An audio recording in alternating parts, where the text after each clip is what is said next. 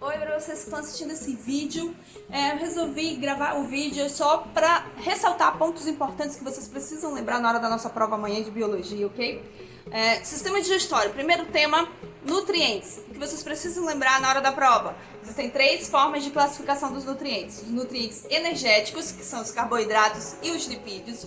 Os nutrientes construtivos, que são as proteínas. E os nutrientes reguladores, que são os sais minerais e as vitaminas. Lembrem disso, energéticos, carboidratos e lipídios, onde a gente pode encontrar carboidratos, por exemplo, em geral nos vegetais, tá bom? Então uma alimentação rica em vegetais é também rica em carboidrato, que é um alimento, que é um nutriente energético. Nutrientes energéticos, carboidratos e lipídios. Nutrientes construtivos, as proteínas, e nutrientes reguladores, sais minerais e as vitaminas, ok? Agora vamos falar do processo de digestão. A digestão está dividida em 2 partes. A digestão mecânica, que ocorre por meio de mecanismos, por exemplo, mastigação e a deglutição, que ocorre por meio dos movimentos peristálticos. Movimentos peristálticos são contrações musculares involuntárias, ou seja, não dependem da minha vontade, acontecem por si só. Então, eu vou ter digestão mecânica, mastigação, que ocorre na boca, a partir dos dentes, né? A deglutição, que vai ocorrer lá no intestino, no esôfago, no esôfago, por meio dos movimentos peristálticos, que são contrações musculares involuntárias. Os movimentos peristálticos também ocorrem em outras regiões do nosso tubo digestivo, por exemplo, no estômago, no intestino, tá bom? Eu vou mostrar aqui para vocês um mapa mental que eu fiz. Ok? Aqui, ó, o tubo digestório, o tubo digestivo, ele começa na boca e termina no ânus, tá bom? Ele vai durante toda essa extensão aqui por onde o alimento vai percorrer, tá? Vai percorrer toda essa extensão aqui. Esse é o meu tubo digestivo. Lá na boca, eu inicio a minha digestão mecânica e também a digestão química. Digestão mecânica a partir da mastigação e a digestão química a partir da ação de enzimas. Eu não falei da digestão química, né? A digestão química, ela ocorre a partir da ação enzimática, a partir da ação de enzimas. Ocorrem reações químicas que vão quebrar o alimento em partes menores e vão iniciar o processo de digestão, ok? Para poder ocorrer a absorção dos nutrientes. Então, início da minha digestão mecânica e da minha digestão química na boca. Digestão mecânica, mastigação por meio dos dentes. Digestão química, ação das enzimas. Onde estão essas enzimas na boca? Elas estão presentes na saliva. A principal delas é a amilase salivar, tá bom? Lembra disso. A amilase salivar é a principal enzima que está presente na nossa boca, ali na nossa saliva, tá bom? Já tá falando, amilase salivar, tá bom? Principal enzima presente na nossa boca que vai iniciar a nossa digestão química, tá? Digestão mecânica, mastigação. Digestão química, ação enzimática a partir das enzimas que estão presentes na nossa saliva. A partir do momento que eu mastiguei o alimento, que a saliva umedeceu ele e que as enzimas presentes na saliva começam a atuar, a fazer efeito, esse alimento vai ser deglutido, ou seja, ele vai ser engolido, ele vai passar da boca, ele vai pela faringe e vai chegar ao esôfago. Eu não coloquei aqui a nomenclatura da faringe, mas da boca passa pela faringe e depois vai para o esôfago. Aqui no esôfago ocorrem os movimentos peristálticos, que são aquelas contrações musculares involuntárias, independem da nossa vontade, ou seja, elas acontecem por si só, automáticas. Então, esses movimentos peristálticos vão empurrar o alimento, que agora não se chama, não é mais, na nomenclatura a gente já não fala mais alimento, aqui já é bolo alimentar. O bolo alimentar vai ser empurrado pelos movimentos peristálticos até chegar no estômago.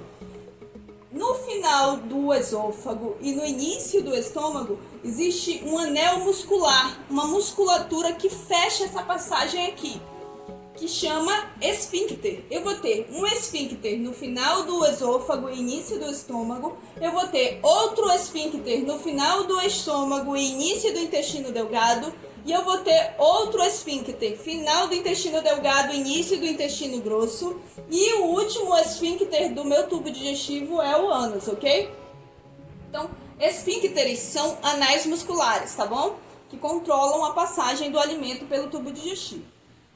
Ok, meu bolo alimentar chegou no estômago. Aqui no estômago ele vai ser digerido por meio da ação do suco gástrico. O suco gástrico é um líquido superácido que contém bastante enzimas. E essas enzimas vão atuar digerindo esse alimento que chegou aqui no estômago. Era bolo alimentar. A partir da ação do suco gástrico, ele passa a ser chamado quimo. Aqui é onde ocorre a maior parte, assim, onde a digestão química ocorre de fato, ok? Então, esse bolo alimentar vai passar a ser chamado de quimo no estômago, tá bom? Aqui existe uma enzima muito importante que eu vou destacar para vocês. O nosso corpo produz várias enzimas, mas as mais importantes para o processo digestivo é a amilase salivar, que está lá na nossa saliva, é produzida na boca e está lá na nossa saliva, e a pepsina, que é produzida no estômago e está presente no suco gástrico, tá bom? Então, bolo alimentar virou quimo no estômago e vai passar para o intestino delgado. No intestino delgado, no início do intestino delgado, eu tenho uma região chamada duodeno. Aqui no duodeno, o fígado e o pâncreas vão enviar para lá bile e suco pancreático. No duodeno, gente, que é o início do intestino delgado, vai ocorrer a maior parte da digestão intestinal, da absorção dos nutrientes. Então, a parte mais importante do intestino delgado é o duodeno, porque lá vai ocorrer a maior parte da absorção dos nutrientes. A maioria dos nossos nutrientes são absorvidos nessa região, no duodeno. Aqui, toda essa região do intestino delgado, ela é formada por vilosidades. Por isso que ocorre a maior absorção dos nutrientes aqui no intestino delgado, ok? Mas do intestino delgado eu tenho 3 regiões. Eu tenho o duodeno, que é o início do intestino delgado. Eu tenho o jejuno e o íleo.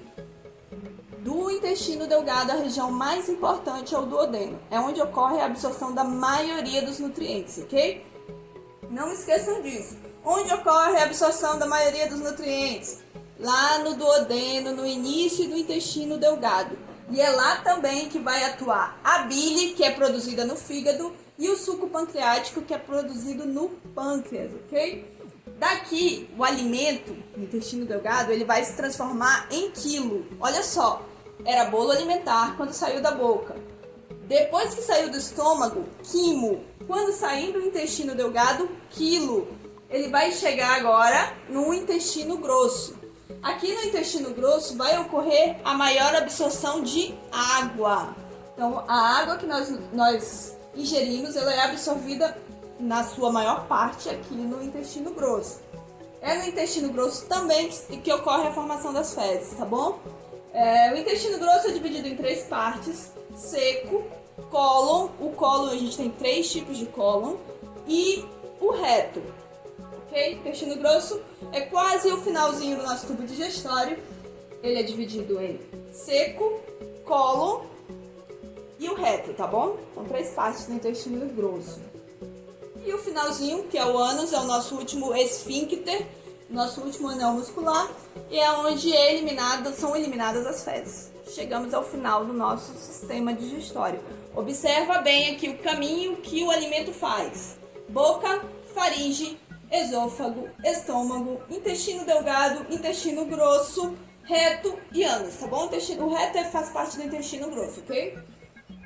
Lembra disso. Lembra da amilase salivar, que está lá na minha saliva. Lembra da pepsina, que está lá no estômago, faz parte do suco gástrico. Lembra dos esfíncteres, final do esôfago, início do estômago, final do estômago, início do intestino delgado, final do intestino delgado, início do intestino grosso e o ânus, tá? Lembra disso, lembra dessas informações que eu passei para vocês agora, que vocês vão fazer uma boa prova, ok? Tchau!